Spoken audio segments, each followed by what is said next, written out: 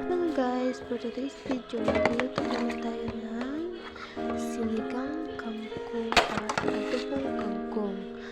So, first step ko na lang yan ay lugasan ko lang yan para malinis siya. Tapos, kinuha ko lang yung tanglad. Minit lang tayo dyan para walang duminig na tira.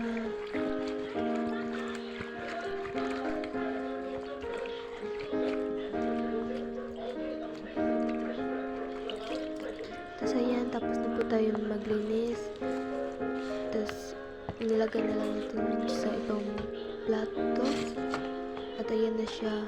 Tapos ko maglinis sa sobrang ganda, diba? Fresh na fresh. Tapos ko maglinis ng gulay. So pumunta po ako sa aking sinaing kasi ko po ito lang ba yung nilagay po.